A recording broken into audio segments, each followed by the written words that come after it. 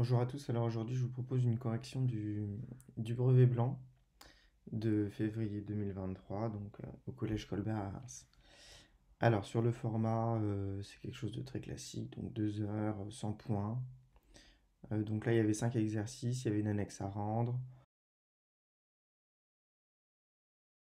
Alors pour l'exercice 1,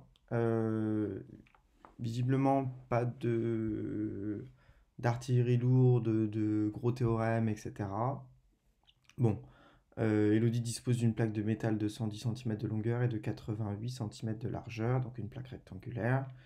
Et elle a reçu la consigne de découper dans la plaque des carrés tous identiques, dont la longueur des côtés est un nombre entier de centimètres et de façon à ne pas avoir de perte. Bon, une histoire de partage, de découpage. Alors, on se pose la question si Elodie peut découper des carrés de 10 cm de côté. Alors, il faut qu'on voit si sur notre rectangle, qui mesure donc 110 cm de longueur et 88 cm de largeur, est-ce que je peux décider de faire un découpage de carrés qui font 10 cm ici, de côté? Donc, est-ce que je vais réussir à faire un découpage complet? Et est-ce que je ne vais pas me retrouver ici avec une toute dernière ligne ou ici avec une toute dernière ligne qui n'ira pas?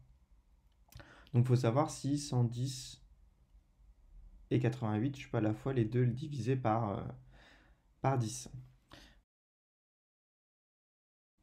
Donc, premièrement, 10 divise bien 110 parce que 110, son chiffre des unités, c'est 0.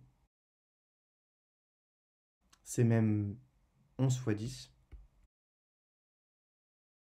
Mais 108, euh, malheureusement, n'est pas divisé par 10 puisque son chiffre des unités, c'est 8. Donc cela ne convient pas. Bon, même question avec 11. Bon, on sent qu'on essaye de nous faire tester plusieurs valeurs et qu'il y en a une qui va vraisemblablement fonctionner. Alors on fait la même chose. Alors pour 110, on a déjà la réponse, parce qu'en fait c'est 11 fois 10, donc oui, 11 divise 110. Et est-ce que 88 est divisible par 11? Oui, c'est 11 fois 8.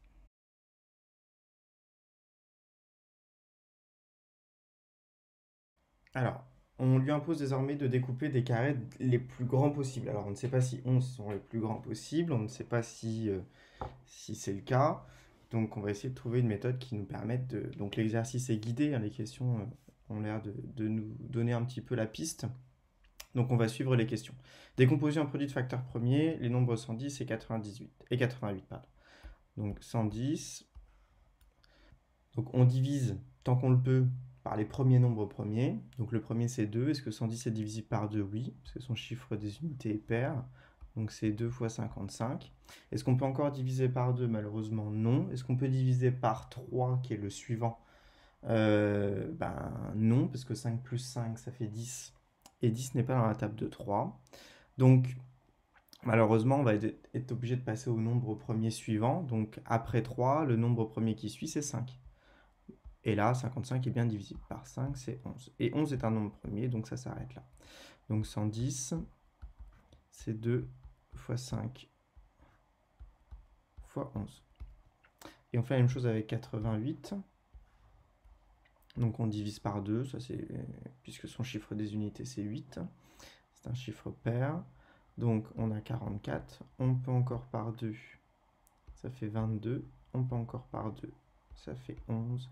Et 11 est un nombre premier. Donc finalement, 88, c'est 2 fois 2 fois 2 fois 11. Ce que vous pouvez écrire aussi avec des puissances pour simplifier l'écriture. 2 puissance 3 fois 11. Ok.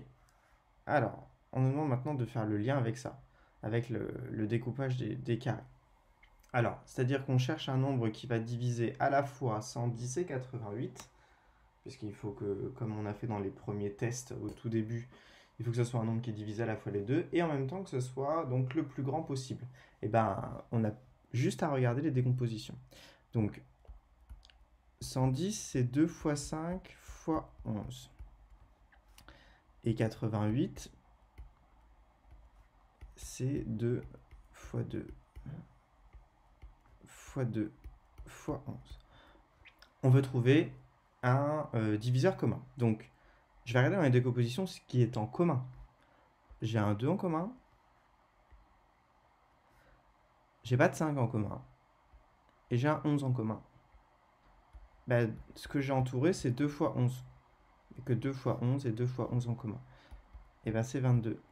Donc 22 est le plus grand diviseur commun à 110 et 88. Donc, quelle est la longueur, quelle sera la longueur du côté d'un carré?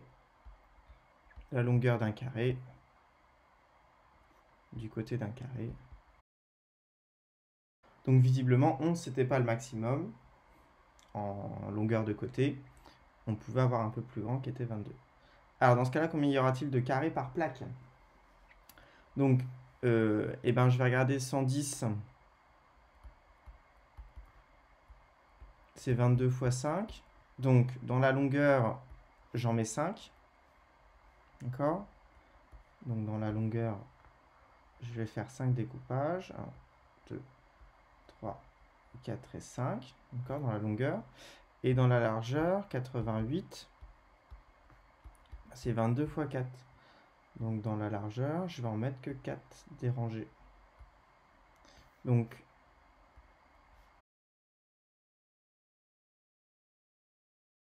alors, une petite question supplémentaire. Je suppose qu'Elodie découpe 20 carrés. Bon, on est content, puisqu'on a trouvé la même chose à la question précédente. Et un carré est vendu au prix de 12,80 €. Alors, est-ce qu'elle fera une recette supérieure à 250? Donc, on calcule. Donc, 1 carré à 12,80 €. Donc, 20 carrés, on multiplie par 20. Et on obtient un total de 256 €, qui est bien strictement supérieur à 250.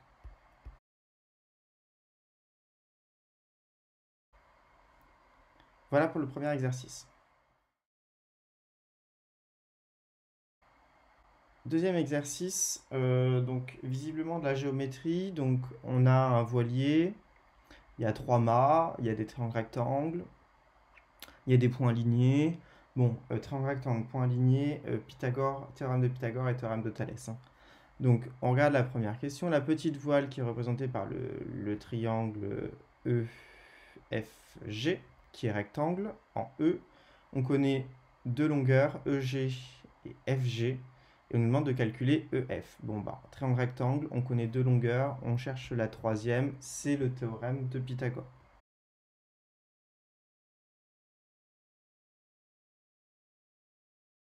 Donc, hypoténuse FG au carré, donc le côté qui n'a pas de lien avec l'angle droit. Donc, le droit c'est E, donc il ne me reste plus que les lettres F et G. Et donc égal à EF au carré, côté que je cherche à déterminer, enfin je cherche à prouver que c'est bien 6, et EG au carré. Alors, donc FG, on sait que c'est 7,5 que je vais devoir mettre au carré. EF au carré, je ne connais pas, c'est l'objectif. EG, c'est 4,5 que je vais mettre au carré. Alors, après calcul, si on calcule 7,5 au carré et 4,5 au carré, donc je cherche EF au carré.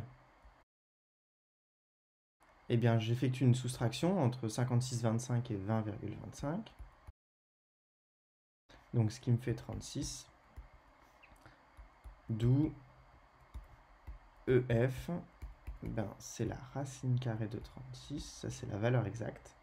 Et la racine carrée de 36, c'est 6. Donc, on obtient bien la réponse qui était donnée dans la question. Donc, EF est 6 mètres. Voilà. La voile moyenne est représentée par le triangle DEC. Voilà, le moyen, DEC. Rectangle lancé avec EC égale 7,5 mètres. Avec le codage de la figure, justifie que les droites DC et EF sont parallèles. Alors, DC, et EF doivent être parallèles. Alors, qu'est-ce qu'on me donne comme indication avec le codage de la figure? Bon, il n'y a pas beaucoup de codage à part les angles droits. Donc, les angles droits vont me permettre de justifier que ces droites sont parallèles. Alors, DC est perpendiculaire à CG, par exemple, et FE est aussi perpendiculaire à CG. Donc, deux droites qui sont perpendiculaires à une même droite sont parallèles entre elles. Donc voilà pour cette petite question d'introduction. Et on nous demande de calculer la longueur DC en justifiant. Donc on cherche cette longueur ici. Alors, si on regarde les informations qu'on a, on n'a pas utilisé cet élément-là. À savoir qu'il y en avait des points alignés. Bon, si on a des points alignés, on doit penser au théorème de Thalès. Donc, on a une configuration ici. Vous voyez, le triangle DGC est un agrandissement de FGE. Et on a des droites parallèles, on vient de le justifier à la question précédente. Donc, on a les droites parallèles, on a des points alignés. Bon, visiblement, tout va bien. On va voir si on a assez de longueur. Donc, on va commencer à écrire les choses et puis on verra ce que ça donne. Donc, on va regarder ça. GFD, GEC. Donc, GFD et GEC. Ce que je remarque, c'est que j'ai un point en commun qui est G.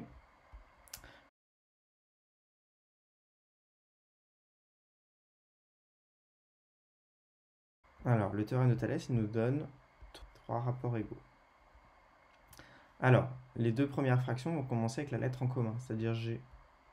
Et la dernière, ça doit être les deux droites parallèles. Donc, on va quand même regarder. Donc, on doit avoir l'alignement.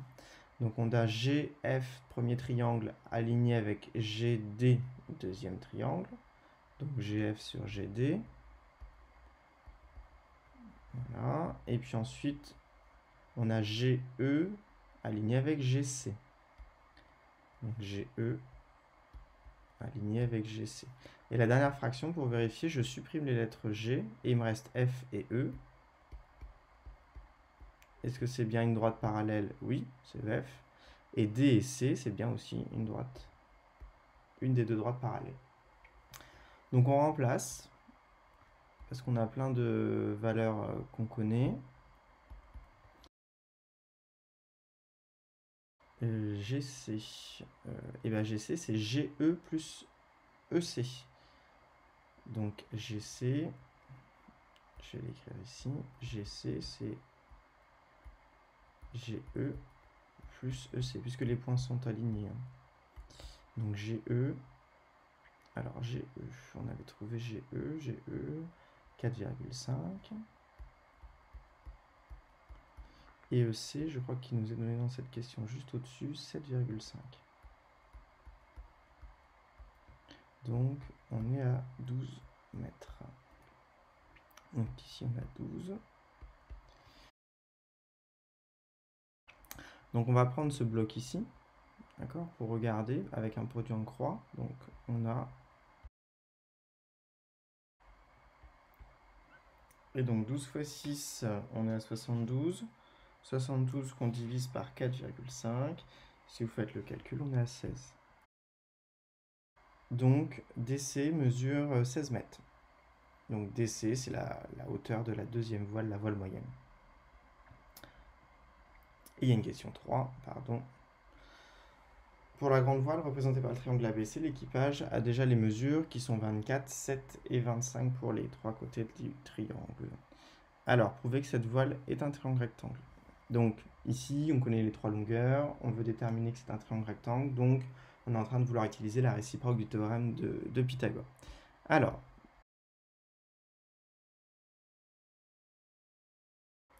et d'autre part,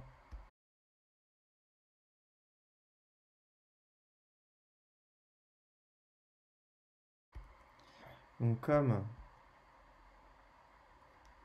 AC au carré est bien égal à AB au carré plus BC au carré, c'est ce qu'on vient de voir.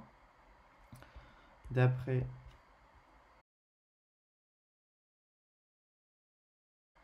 alors là, il faut trouver en quel point, sans regarder la figure, ça serait plutôt intéressant. AC, ça va être l'hypoténuse, donc le seul côté qui n'a pas de lien avec l'angle droit. Donc quelle est la seule lettre qu'on n'appelle pas dans AC? C'est la lettre B. Donc il est rectangle en B. Puis après on peut vérifier quand même. Est-ce qu'il est bien rectangle en B? Oui, on sent qu'il va être rectangle en B ici. Donc voilà pour l'exercice 3 qui regroupait beaucoup de choses de géométrie que vous devez connaître au niveau des théorèmes classiques de démonstration.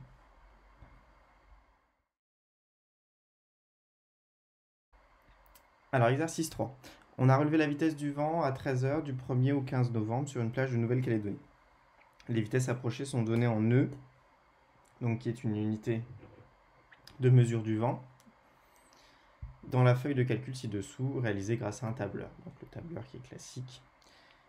Alors on vous demande dans la première question, donc on regroupe tout ça, voilà, on donne les vitesses du vent pour chaque jour, du 1er au 15 novembre. Alors on veut regrouper dans le tableau qui était donné en annexe, donc là je l'ai remis ici, et on va faire les calculs de fréquence arrondis à l'unité.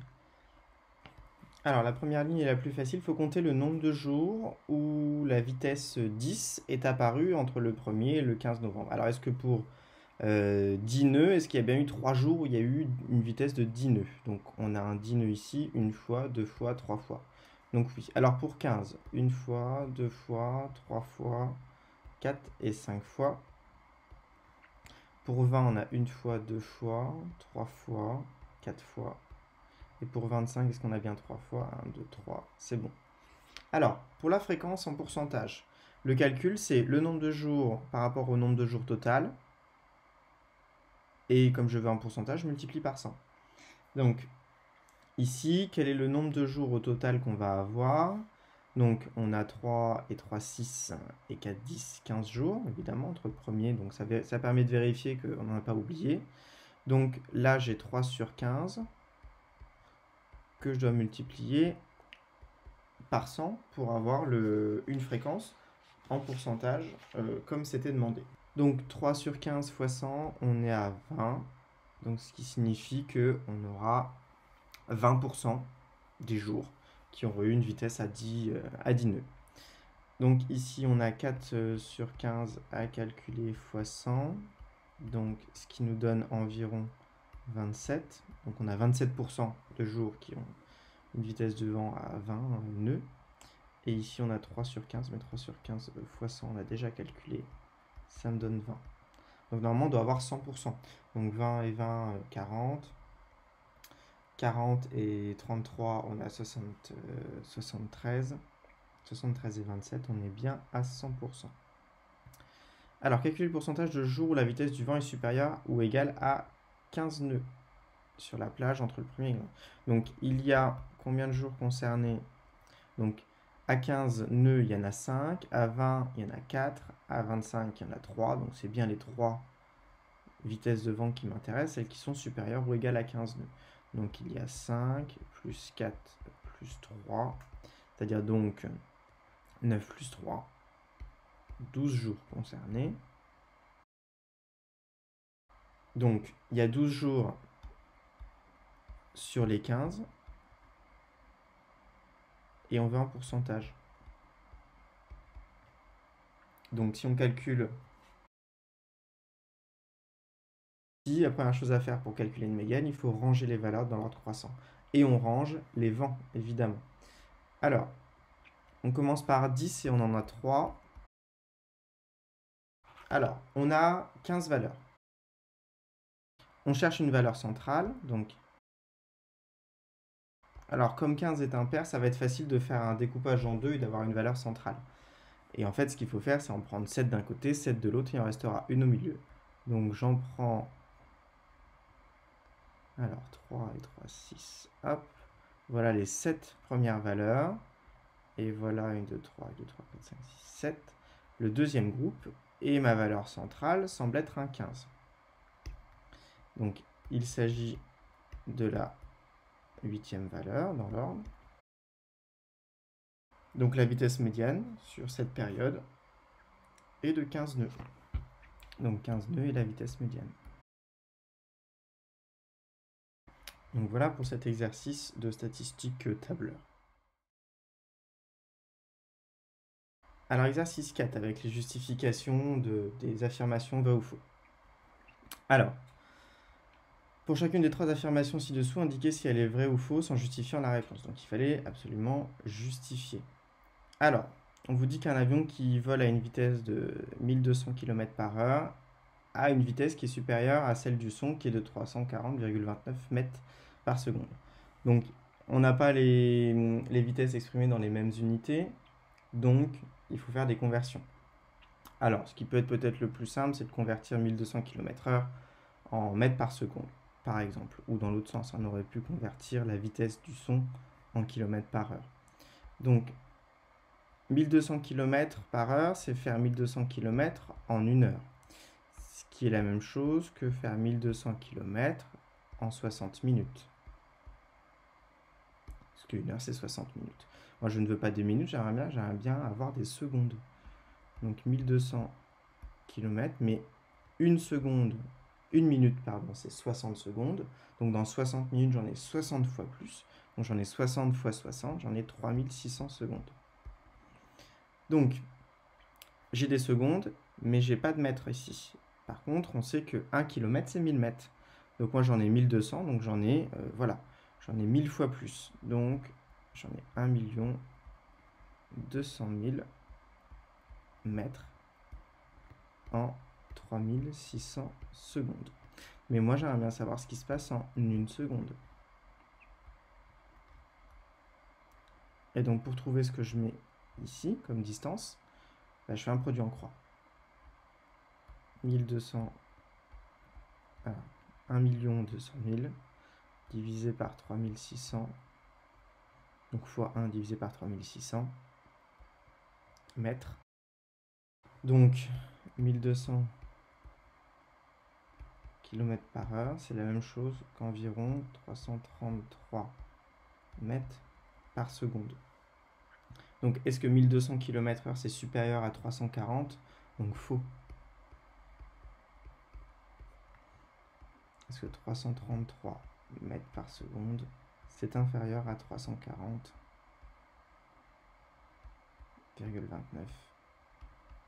mètres par seconde? Donc la première affirmation était fausse. Deuxième affirmation, sur le calcul littéral, on vous demande est-ce que c'est vrai que pour tout x, cette égalité entre deux expressions littérales. Alors, ici, du côté droit de l'égalité, l'expression littérale est complètement réduite, on ne peut pas aller plus loin. Par contre, ici, il y a des choses qu'on peut faire. On a un développement qu'on pourrait faire ici, et essayer de voir si les choses se réduisent.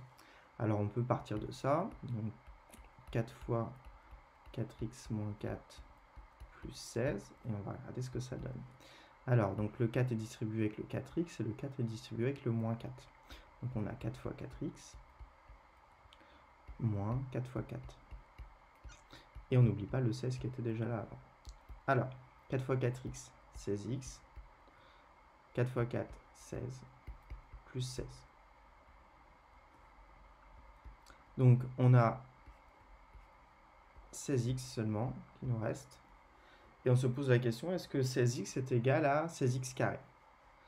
Ben, pas pour tout x en tout cas. Donc, 16x est différent de 16x carré pour tout x.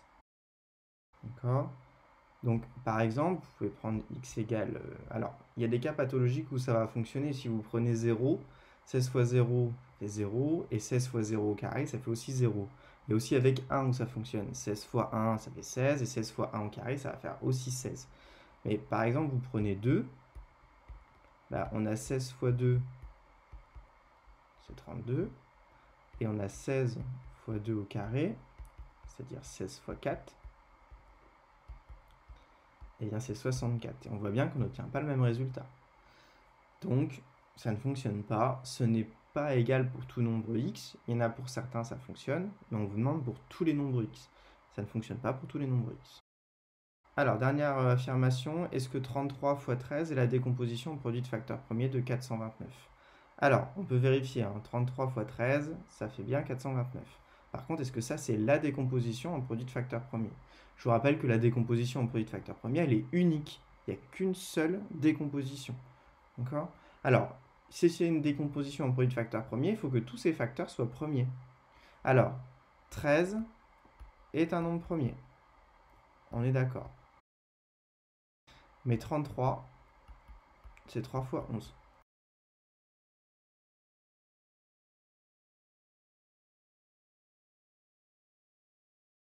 Et j'avais oublié de mettre que ici, c'était faux aussi. Donc toutes les affirmations étaient fausses. Alors l'exercice 5 sur 20 points. Un club de sport qui propose une formule pour ses adhérents adhérentes, donc qui correspond à déjà l'achat d'une carte d'adhésion à 32 euros et qui, suite à cet achat-là, va permettre de payer chaque séance à 4,50 euros. Alors, déterminer le coût à payer pour 10 séances dans l'année avec cette formule. Donc, première chose à faire, il faut déjà payer des 32 euros de la carte. Donc, et additionner ensuite de ça 4,50 € par séance. Donc 4,50 € par séance, puisqu'on prend 10 séances, on va calculer 10 fois 4,50 €. Donc ce qui correspond à 32 plus 45. On a donc 77 € à payer avec cette formule pour 10 séances. Alors, question 2. Sylvia a un budget annuel de 95 € pour se rendre dans cette salle de sport. Combien de séances pourra-t-elle effectuer? Alors, c'est dans l'autre sens. On connaît la valeur, voilà, le total qu'on pourrait dépenser et il faut qu'on retrouve le nombre de séances. Alors, il y a quelque chose qui est toujours au même prix, c'est cette carte à 32 euros. Donc déjà, on peut la retirer des 95 au total. Donc si je les retire, il va donc me rester 63 € qui vont concerner uniquement les séances. Alors, les 63, si je les divise par 4,50 € par séance, si on fait le calcul, on obtient 14. Donc, on va pouvoir faire 14 séances. Si ça vous paraît pas évident, on fait dans l'autre sens. 14 fois 4,50 € pour chaque séance, ça fait un total de 63. Et si je fais 63, j'ajoute bien le prix de la carte, ben, je suis bien à 95 €. Donc, finalement, ça correspond bien à ce qu'il fallait obtenir. Donc, elle pourra effectuer 14 séances, Cilia. Alors, question 3. Introduction d'une fonction P qui, au nombre X de séances pratiquées, associe le prix à payer pour X séances pratiquées dans l'année.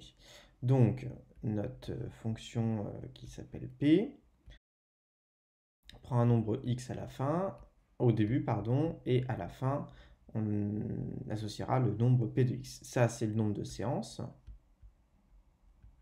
On mettra X séances, et ça, donc P pour le prix à payer à la fin. Alors, l'expression de P de X. Qu'est-ce qu'on a fait avant? P de X, comment on calcule le prix à la fin? On fait 32 plus 4,50 € fois le nombre de séances. Ce qui nous donne, en simplifiant, donc voilà pour l'expression de la fonction P. Alors, vérifiez que P de 27, c'est 153,5. Et vérifions, remplaçons X par 27. Donc on doit calculer 32 plus 4,50 fois 27. Donc priorité de calcul, on commence par la multiplication. Donc on a 32 plus 121,5, ce qui nous donne bien 153,5. Et donc oui, on a bien vérifié et ça nous donne bien la même chose. Alors, sachant justement ça, donc on l'a vérifié à la question précédente, que 27, si je le rends dans la fonction, j'obtiens un prix de 153,50 €. Rédiger deux phrases en utilisant les mots image et antécédent. Attention, un antécédent. Une image, il y en a une et une seule. Un antécédent, il peut y en avoir un ou plusieurs. Et là, comme on ne sait pas trop le type de fonction, on ne s'engage pas trop. Alors, dernière partie de l'exercice. On s'intéresse au programme programme de calcul Scratch, qui permet de donner le prix à payer en fonction du nombre de séances pratiquées dans une salle de sport. On nous demande de compléter donc les lignes 4 et 5 de ce programme pour qu'elles puissent donner donc, la fonction qui est indiquée dans l'exercice. Alors on va demander donc à l'utilisateur qui est devant l'ordinateur de choisir un nombre de séances, donc le nombre de séances avec lequel il voudrait calculer le prix. On va appeler une variable nombre de séances, et ce nombre de séances, ça va être la réponse à la question précédente. Bon, ça c'est une chose. Le résultat, ça va être une nouvelle variable qui en fait va prendre le nombre de séances, c'est-à-dire la réponse à la question, hein, ici, hein, que l'utilisateur aura répondu, fois quelque chose qu'il faut qu'on trouve. Et bien le nombre de séances, il n'est multiplié que par 4,50 €. On ne peut pas mettre autre chose, hein. C'est le prix d'une séance c'est 4,50 €, donc il faut déjà calculer cette partie-là. Et ensuite le résultat, il va encore se modifier, ça ne suffit pas de multiplier le nombre de séances par 4,5. Il faut aussi, je vous rappelle, rajouter le prix de la carte d'abonnement. Et donc, résultat va prendre ce qu'on avait comme résultat avant, à la ligne juste au-dessus, donc le résultat de cette multiplication, et il faut qu'il rajoute 32, le prix de la carte d'abonnement. Ce qui termine ce brevet blanc.